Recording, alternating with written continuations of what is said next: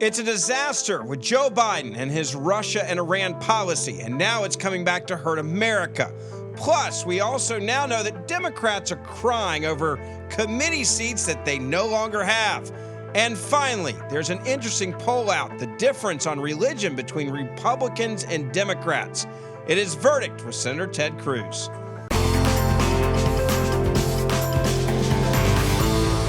Senator, nice to be with you here today. You just got back in from Washington, D.C., and there is some serious news that's broken this week that I think a lot of people don't realize is happening, and that is the disastrous policies of the Biden administration are really coming back to haunt us, and it's now dealing with a national security issue. It's not just the policies with Ukraine and Russia. It's also now dealing with Iran. And there were some questions that you asked, and I want to play this for people because I think it's so important. You were talking about the massive disaster that was, in fact, the Nord Stream pipeline and not having sanctions early enough. For everybody that's listening, and if you're watching this, this was a moment that I think is going to come back to haunt this administration for a long time. Let's take a look. Thank you, Mr. Chairman. Welcome to each of the witnesses. Ms. Newland, as you know, in January of last year, the Senate voted on my legislation to impose sanctions on the Nord Stream 2 pipeline. And it did so before Russia had invaded Ukraine. When the Senate voted on those sanctions, President Zelensky publicly urged, even begged, the United States Senate to pass those sanctions. And President Zelensky said, passing those sanctions then were the last chance to prevent Russia from invading Ukraine, the last chance to prevent Russian tanks rolling into Ukraine. Was President Zelensky wrong? Senator Cruz, like you, I am, and I think the administration is very gratified to know that Nord Stream 2 is now, as you like to say, a hunk of metal at the bottom of the sea. I personally, having been involved, along with my boss, Secretary Blinken, in all of those negotiations with Russia to try to prevent this war in December, do not believe that had that Nord Stream 2 been cut off in January, that would have been decisive for Putin. It was important that the day the war began, the Germans cut the pipeline, as did the rest of the Europeans, but he was bound and determined to go into Ukraine, as you know. So you believe Zelensky was wrong when he said stopping Nord Stream 2 was the last and best way to stop this war? I don't think it would have stopped Putin, and, you know, when the government of Poland similarly said, begged the United States Senate to pass those sanctions and said this is the last and best opportunity to stop Russia from invading Ukraine, you believe Poland was wrong too? I do not believe we would have prevented this war had the Europeans acted faster on Nord Stream 2. I wish it were the case. Wow. Senator, go back through this timeline, because this is now the chickens coming home to roost for everybody that got it wrong. Well, Joe Biden caused the war in Ukraine. It is because of the foreign policy failures of this president that we're seeing the biggest land war in Europe since World War II. And in particular, what I was asking, that was a hearing in the Senate Foreign Relations Committee that happened yesterday. And that is the Undersecretary of State, Victoria Nuland, who was testifying. And this administration now has elevated President Zelensky to the status of a modern-day saint. He's been canonized already. And the Democrats have taken to singing his praises nonstop. And the point I was making here is, wait a second. Zelensky was begging for your help before the war started in order to prevent it, and you refused to help. And what's the backstory? Listen, Putin has wanted to invade Ukraine for a long, long time. He wanted to invade when Trump was president. He knew not to do it. Well, and one of the big reasons he didn't, you look at, in 2014, Putin invaded Ukraine. He invaded Crimea, the southern portion of Ukraine, but he stopped short. Why?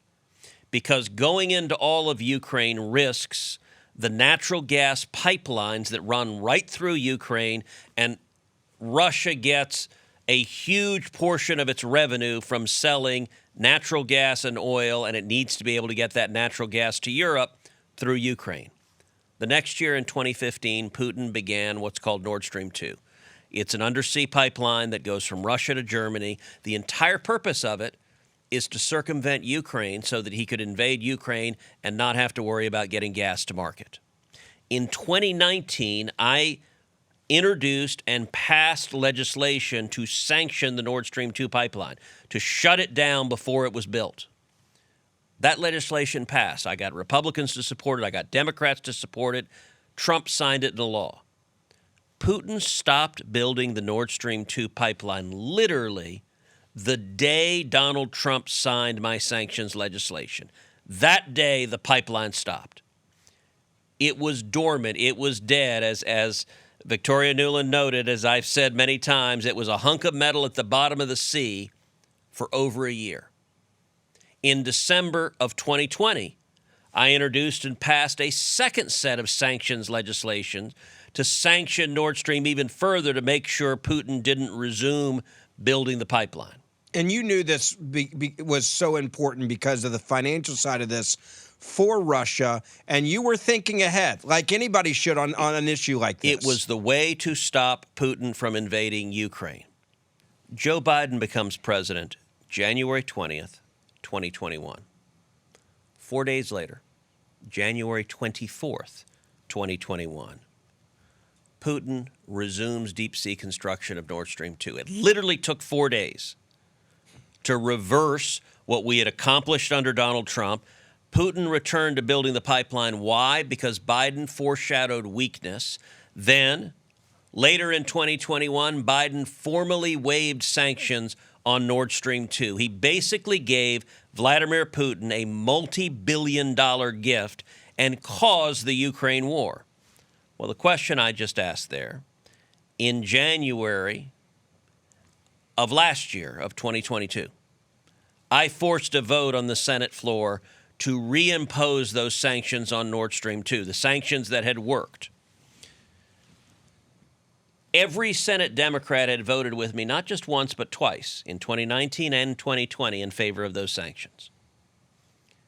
The day of the vote, Joe Biden came to Capitol Hill, and he personally lobbied the Senate Democrats. It's the only time I know of that he's done so since he's been president, asking them, please vote against Cruz's sanctions, vote in favor of Russia, vote in favor of Putin. When that happened, President Zelensky publicly pleaded with the United States Senate, please pass Cruz's legislation. It's the only way to stop Russia from invading Ukraine. Poland, the government of Poland, formally put out a statement asking the Senate to pass my legislation. They said it was the way to stop Russia from invading Ukraine. They said if you don't pass it, Russia will invade Ukraine. 44 Democrats decided to put partisan loyalty above national security. They voted for Putin. They voted for Russia. They voted against sanctions. And just a few weeks later, Russian tanks rolled into Ukraine. And so that's what I was asking her, is Zelensky, who you have said is a modern-day saint, was he wrong when he told you we can avoid this whole damn war if you just impose the sanctions? And she was forced to say, yes, I think he was wrong, because the alternative is to admit Joe Biden screwed this whole thing up and caused this war to begin with. You mentioned weakness, right? That they were the foreshadowing and they understood, okay, Joe Biden's weak. And Vladimir Putin said, I'm going to start this 4 days after he becomes president. Again, you're saying we got to do the sanctions here. But the question I know that everybody wants to ask is, what was in this for the president? Why was it so important to him? And before you answer that question, I want to remind people about Patriot Mobile. Patriot Mobile is an incredible company, a conservative Christian phone company. If you have a cell phone with a big tech, you can switch it to Patriot Mobile. Not only can you save money, but every time you use your phone and every time you pay your bill, you're actually supporting the causes that we all believe in. The First, the Second Amendment right, protecting the unborn children in this country, and even helping now with adoptions. If you've never checked out Patriot Mobile, go to patriotmobile.com/verdict. That's patriotmobile.com/verdict. check them out, make the switch, and make a difference with every phone call. Now, Senator, I go back to what I was saying a second ago. What was in it for him? Why would he be saying, I want to get this deal done? Because this is what a foreign lobbyist for Russia would be advocating for. And yet the president's the one who goes to the Hill, as you mentioned it, to put it in perspective. And this was something so important to him. He needed to meet personally with all these senators to give the best deal you could give to the Russians. Look, I don't know why he wanted to. I think there are a couple of theories. One, Biden came in on foreign policy with the assumption everything Trump did was wrong. If he did one thing, let's reverse it. And listen, that's not unique to Biden. Most presidents come in, and if the opposing party did something, they often want to reverse it. So I get that instinct. But here, this had been a massive bipartisan victory that Joe Biden threw away. By the way, you know who agrees with that? Victoria Nuland. She argued passionately for Biden to impose those sanctions. She got overruled. Tony Blinken, the Secretary of State, argued passionately for Biden to impose those sanctions. He got overruled by the White House. And you know, the other reason I would give, the Biden White House on foreign policy, they've been spectacularly wrong on almost every single aspect of foreign policy. And not just little blunders, massive blunders. I think we need to remind people, you have Afghanistan. You have this war on the biggest moments on the stage. And he said, I'm the guy. I've been around. I was on the foreign relations. I've done all this as the vice president. That was what he ran on. It reminds me of something Reagan said about liberals, which is it's not what they know. It's that so much of what they know just isn't so. The Biden foreign policy team came in as smug, enlightened. They said the adults are in charge now. And part of their view is Germany can do no wrong. My national security advisor jokes that the Biden foreign policy team slept with votive candles of Angela Merkel under their beds. like they just, and Germany wanted this pipeline because they just wanted the money. They didn't care about anything else. Give us the money. Screw Ukraine. Germany was terrible on this. And the Biden White House decided, well, let's pal around with Germany and never mind that it's giving a huge multi-billion-dollar gift to Putin, and they didn't understand. They fundamentally don't understand weakness is provocative. They think if they're really weak and really nice to Putin, he'll just smile and go away. And so they thought, well, if we give him this multi-billion-dollar gift, why would he invade Ukraine? We've given him everything he wants. And they don't understand that the way you deal with bullies is strength rather than weakness. But it's even worse than that. We're now a year into this war. And the Joe Biden administration is in many ways playing both sides of the war. And I want to turn to an additional set of questions from the hearing yesterday because the Biden administration desperately wants to cut a new nuclear deal with Iran. And it's willing to have billions of dollars flow into Iran, which has happened under Joe Biden, and to have that money be used in support of Putin and Russia in the war in Ukraine because they're so obsessed with Iran. So here, play the questions. Let's talk about Iran's supply of drones to Russia. The Biden administration made an immediate decision to go to the United Nations and drop the general UN arms embargo on Iran because they say it was required by the original JCPOA nuclear deal. Biden officials say part of the embargo dealing with drones is still in place, but even that measure will expire this fall pursuant to the JCPPA. I believe the Biden administration should immediately go to the UN, invoke our snapback authority, and keep the embargo in place. Do you agree? Or do you believe we should allow the UN arms embargo on Iran to expire and allow Iranian drones to continue to go to Russia and be used against the people of Ukraine? Time of the senator has expired, but please answer his question. Thank you. Senator Cruz, you are absolutely right that Iranian drones are fueling this war, and that is why we have taken many increased sanctions measures against Iran over the last couple of months, including against the IRGC Guard Corps Aerospace Force, the Quds Force aviation industry, the Shahed aviation industry, Russian aerospace forces. Have you stopped the drones?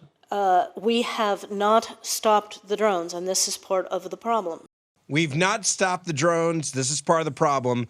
So people understand, as it was just said there, the drones are fueling this war in Ukraine. In other words, there's a lot of weapons that Ukraine's gotten from the international community to fight back. Russia's using these drones coming in from Iran to kill innocent people, women, children, anybody they want to target from the air. And this is basically one of their best weapons they have in this entire last year of the conflict. And it's coming from Iran. So the Biden administration is effectively funding both sides of this war. Let's say that again, because that's serious news. The Biden administration is effectively funding both sides of this war. Why? Well, they flooded billions of dollars into Ukraine and President Zelensky. Some of it has gone to weapons being used to fight the war. Much of it has gone into the government, including in places in the government where corruption is endemic and a serious problem. But at the same time, they've also lifted sanctions on Iran and have flowed billions of dollars into Iran. And Iran has turned around and it's sending drones to Russia to use to kill Ukrainians. So, and by the way, one component of what Joe Biden has done with Iran, we had in place under Trump sanctions on their oil sales. I pressed the Trump administration to impose those sanctions. Those sanctions had effectively shut down oil sales for Iran. Joe Biden has essentially refused to enforce those sanctions. So today, the Ayatollah is selling over 1 million barrels a day of oil because Joe Biden is letting him. And the money... Even though there's sanctions. Yes, because Biden won't enforce the sanctions. The So Biden foreign in other policy... words, you get to say, we have sanctions. The Biden foreign policy is simple. Screw our friends and show weakness to our enemies. That's what they do. So literally, the drones that are killing Ukrainian soldiers are from Iran and are essentially paid for by the Biden administration lifting sanctions on Iran. It is asinine. And it's because they're not serious about this. When they engage in foreign policy, it's virtue signaling. It's not focused on American national security. It's not focused on our interest. It's focused on whatever will make the Biden foreign policy team popular in the faculty lounge at whatever university they want to go back to. And I got to say, it's just nuts to be funding both sides of a war. Last question on this. People hear that there's sanctions, and they say, as you just mentioned, they're not being enforced. Is there any mechanism for Congress to be able to, say, hey, guys, you're not enforcing these sanctions? We obviously probably know who's buying this oil. That wouldn't be hard to figure that out. There's bad actors involved here. Or is this basically, I'm the president, yes, there's sanctions. If I don't want to enforce them, I don't have to? So, yes, Congress could definitely do that. I've introduced legislation to do exactly that. The problem is the Senate Democrats all support Joe Biden. No matter how bad the foreign policy is, they vote in favor of Biden. Look, when Trump was president, I brought together Republicans and Democrats to overwhelmingly pass sanctions on Nord Stream 2. All those same Democrats that voted for sanctions, not once but twice, they voted for it in 2019, they voted again for it in 2020. In 2022, when they voted against sanctions, the only thing that had changed was the letter behind the president's name. Instead of an R, it was a D. And they were more than happy to vote for sanctions when Trump was president. But once Biden was president and he had decided he wanted to give in to Putin, the Democrats weren't willing to stand up and do the right thing. There's going to be a lot of Americans that are frustrated over this one because we're sending so much money, so much aid, and like you said, we're basically funding both sides of this war, all because they're too dumb to realize that they're doing this. And I'm not even sure he understands exactly how ridiculous it is. Ideology trumps everything, and their ideology, their objective ideologically is, by the way, this White House is fundamentally okay with Iran getting a nuclear weapon. They believe America has no right to determine who has nuclear weapons. By the way, that's nonsense. When the Ayatollah chants death to America and death to Israel, we had to do everything necessary to make sure that lunatic never gets a nuclear weapon, because I don't want to risk his using it to murder millions of Americans. But that's actually an America first foreign policy that's focused on defending America. When it comes to Biden, it is essentially an America last foreign policy. And they don't mind them having a nuclear weapon. That's why they're obsessed with this deal so much. Yeah.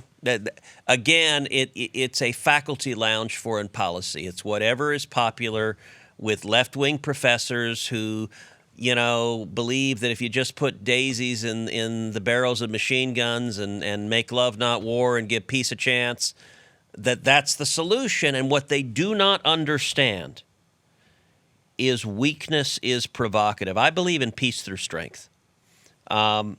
There's a reason nobody goes and gets a degree from the Neville Chamberlain School of Foreign Affairs, because appeasement doesn't work.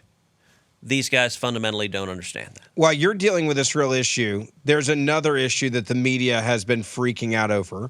That is Democrats being thrown off committees, not getting committee seats they want. This is supposed to be what America's supposed to care about right now. You actually predicted this last year, and we have that tweet of you predicting that Democrats were going to freak out. Nancy Pelosi's furious over this as well. And I want to play for people Pelosi first so that they can see what she said.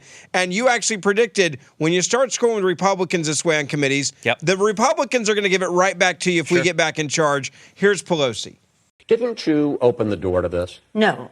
We set a precedent, which I hope they will follow.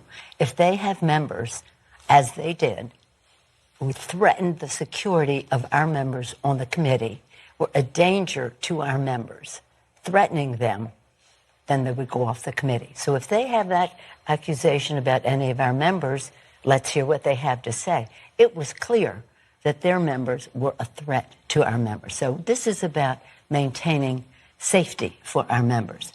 The fact that they want to take these people off the committee is more philosophical. So there she is. Look, that is utter gobbledygook. The Republicans were a threat. We were scared. Now, mind you, these are the same nincompoops that set up metal detectors to walk under the floor of the House because they were afraid the Republicans were going to shoot them.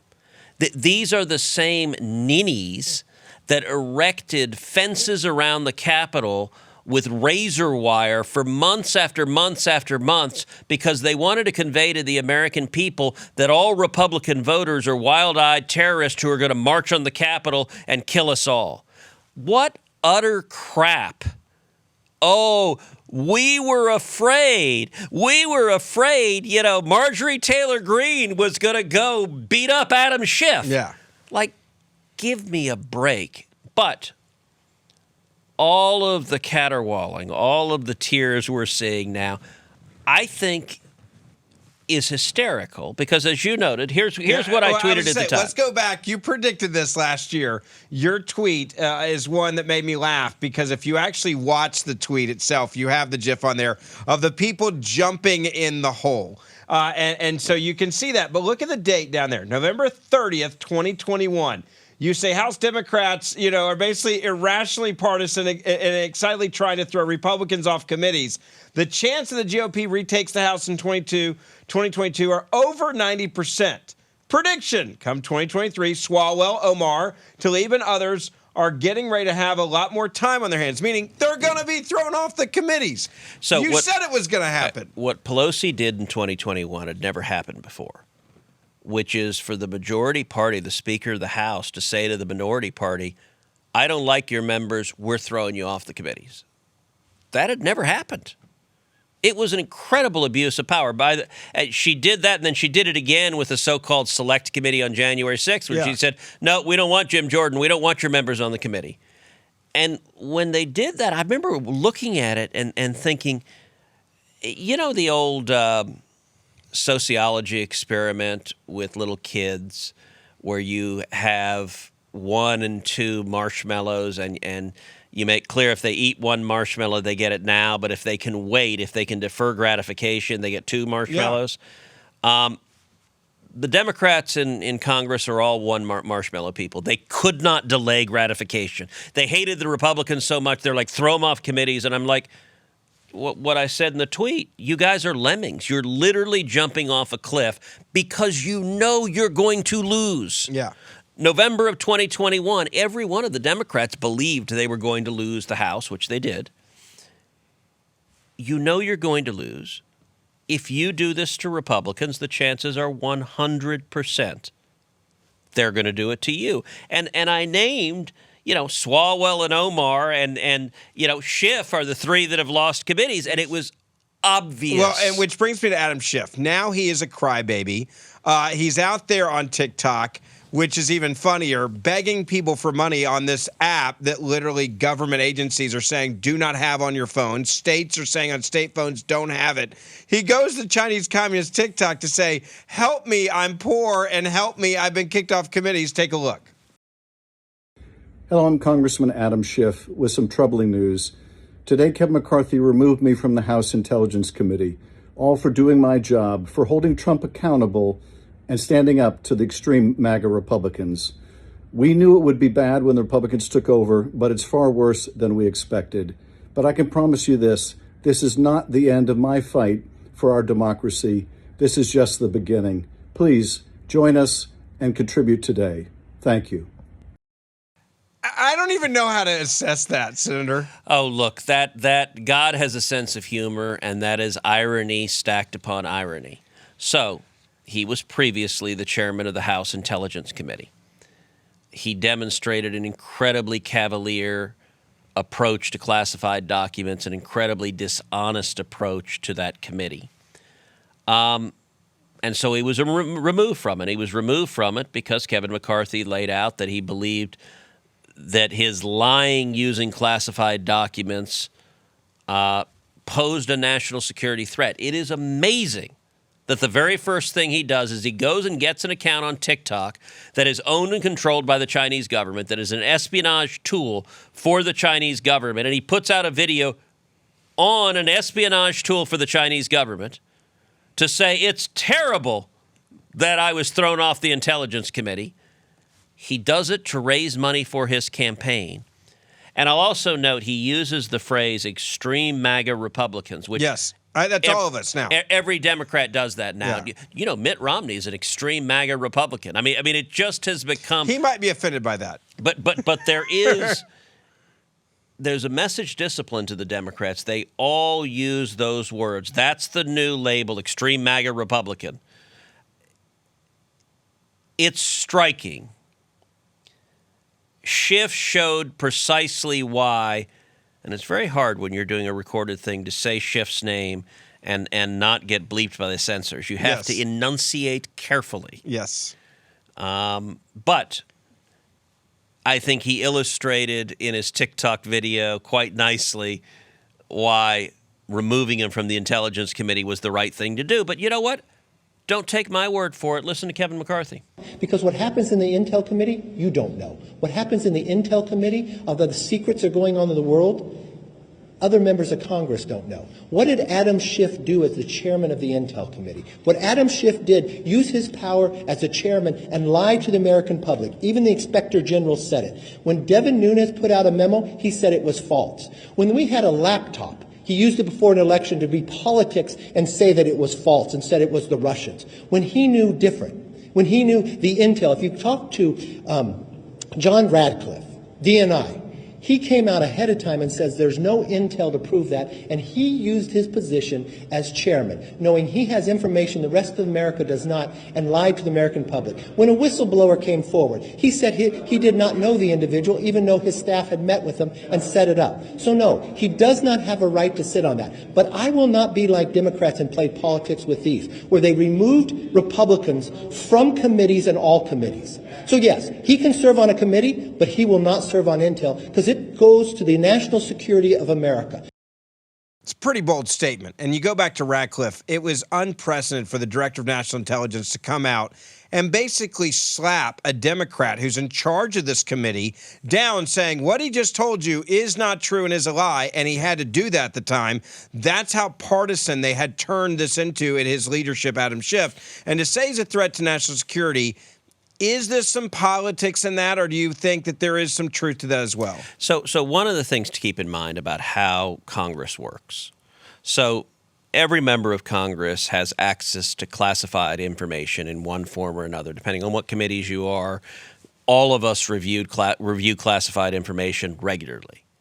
That being said, the Intelligence Committee in both the House and Senate reviews much, much more sensitive material than most other House members or senators. At a higher level of classification. At a much higher level of classification, they're reviewing materials. So high that you can store it next to your Corvette in your garage. Exactly. Okay. That's look, the Intel is regularly reviewing materials that implicate sources and methods that, if revealed, could endanger the lives of U.S. operatives that are covert.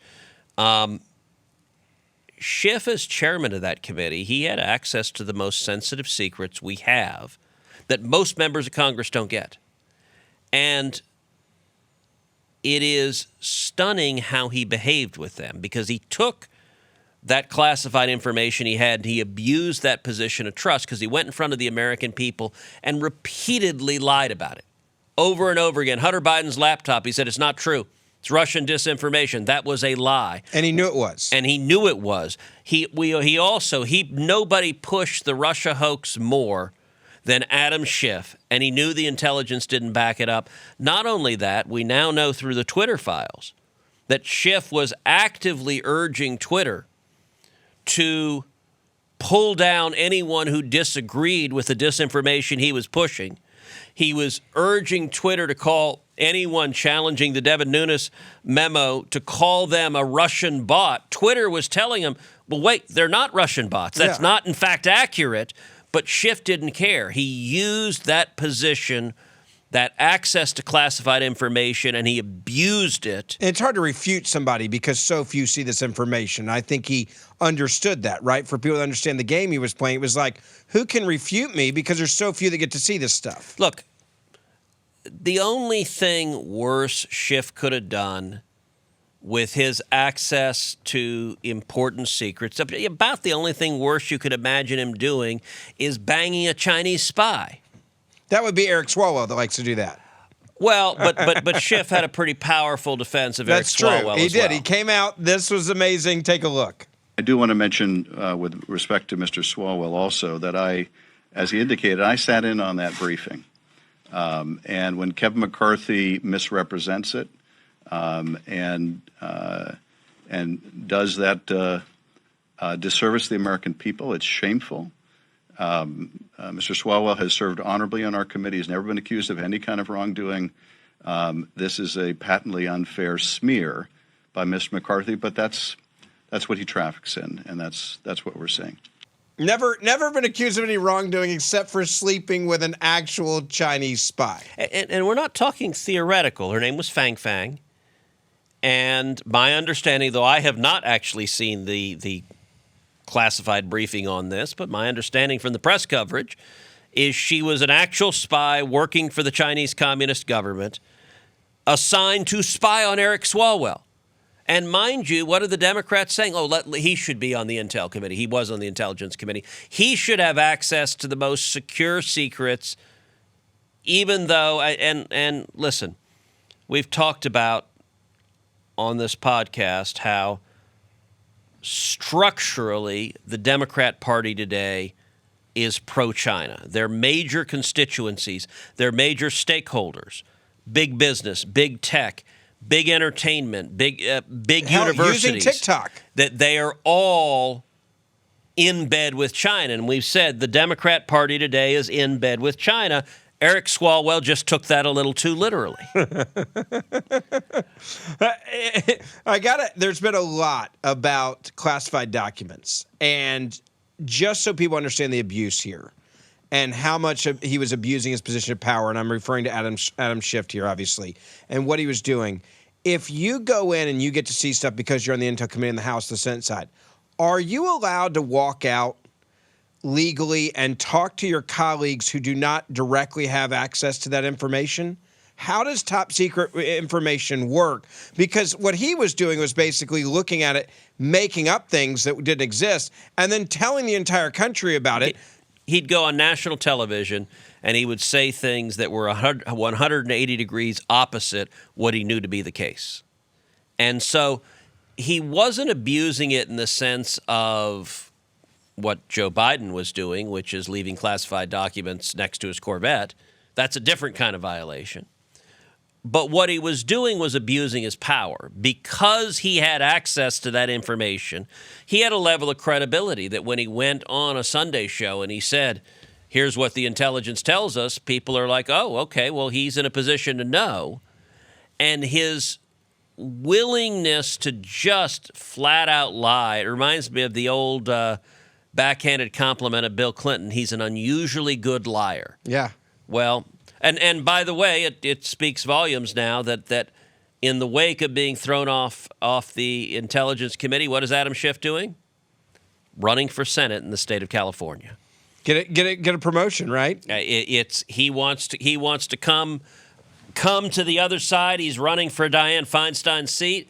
So we'll see what happens, and who knows? Maybe with California Democrat primary voters being a dishonest, hardcore left-wing partisan, that might be a very attractive credential, sadly, with that radicalized primary voter. Lastly, there's two quick things I want to get your take on.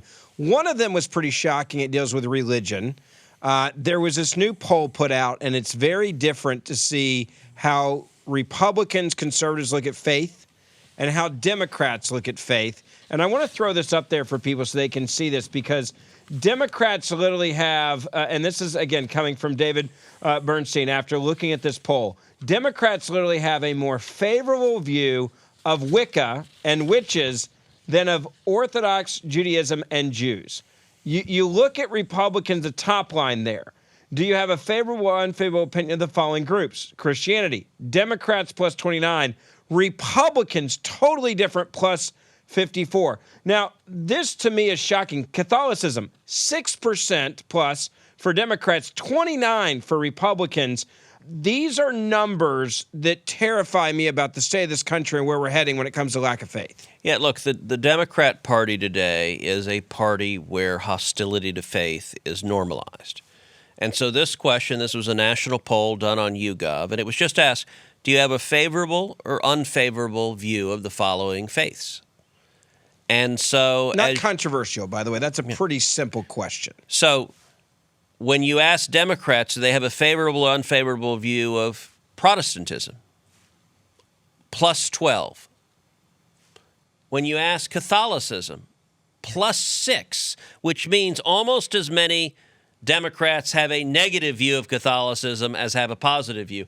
By the way, contrast that to Buddhism, where Democrats have a plus 29.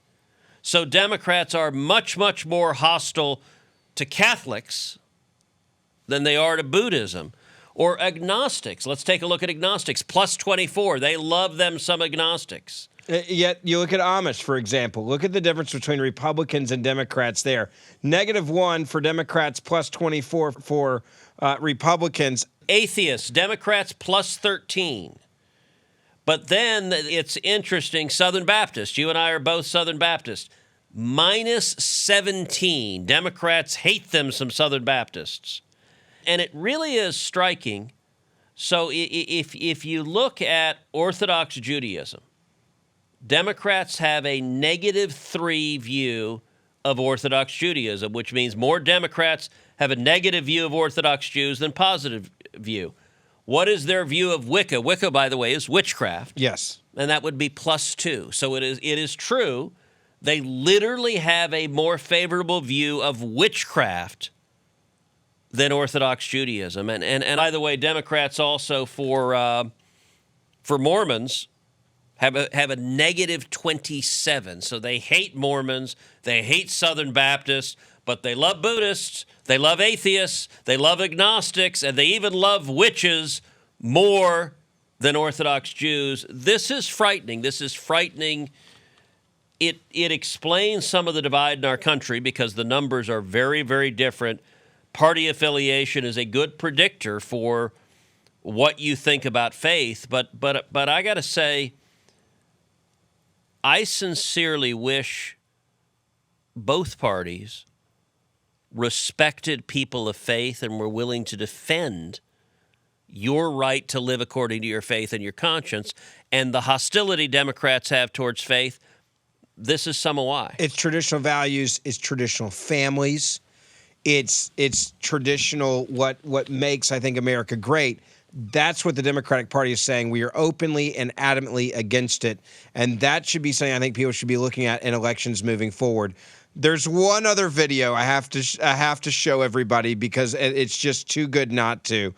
You've got, and you and I were laughing about this before the show, because if you want to know how easy it is to get a job, to get nominated for a good job in the Biden administration, just look at this video of some simple questions being asked to some nominees and a senator. And this is this week. This is a hearing in the Senate Judiciary Committee this week for a Biden nominee to be a federal judge. So presumably, you're nominated to be a federal judge.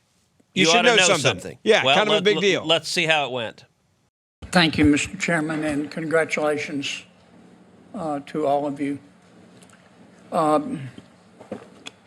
Judge on the far end, tell me what Article 5 of the Constitution does. Article 5 is not coming to mind at the moment. Okay. How about Article 2? Neither is Article 2. Okay. Do you know what purposivism is? In my 12 years as an assistant attorney general and my 9 years serving as a judge, I was not faced with that precise question. We are the highest trial court in Washington state, so I'm frequently faced with issues that I'm not familiar with, and I thoroughly review the law, research, and apply the law to the facts presented to me. Well, you're going to be faced with it if you're confirmed. I can assure you of that. Look, I got to say, this woman is wildly unqualified to be a judge. And let's talk about, so the Constitution has 7 articles. John Kennedy is a dear friend. He's a brilliant legal scholar, actually. He has, a bit of an accent and kind of does a Matlock, good old boy, but he's wicked smart. And his question, he begins with Article 5. Look, Article 5 is the article in the Constitution that lays out how you amend the Constitution. And it's the process whereby we amend the Constitution. She apparently didn't know that. That's not very good. If you're an attorney, that's somewhat of a big deal. Can we agree on that? As big a deal as it is, her next question is an even bigger deal. So the first 3 articles of the Constitution, Article 1 establishes the legislative branch. All legislative power is vested in the Congress. That's what Article 1 does. Article 2 is the executive branch of our federal government. It is the President of the United States.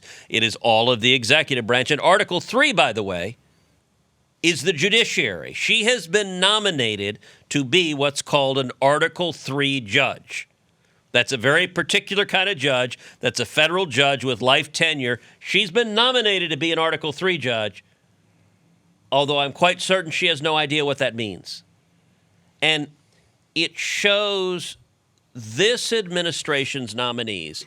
They have consistently been, number one, very much affirmative action picks. They care intensely about the race and gender and sexual orientation, much more than anything resembling qualifications or judicial temperament or skill. But they also care, even more than bean counting, they want radicals. And they have nominated, I've never seen judicial nominees this radical. When Obama was president, I was not a fan of his judicial nominees. Biden has made the Obama nominees look Normal. middle of the road. Yeah.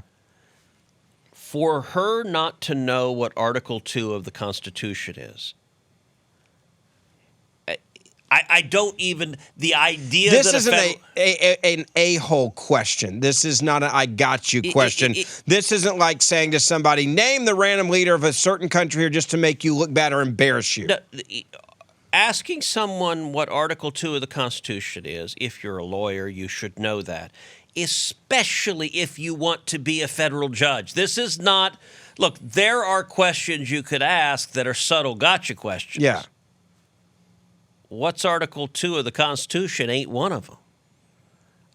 It's stunning.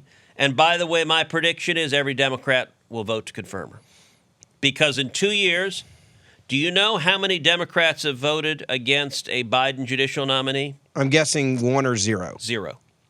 So it's just they walk in the door, doesn't matter what they say, what they do or don't know. Because the press won't cover it. This isn't on the news.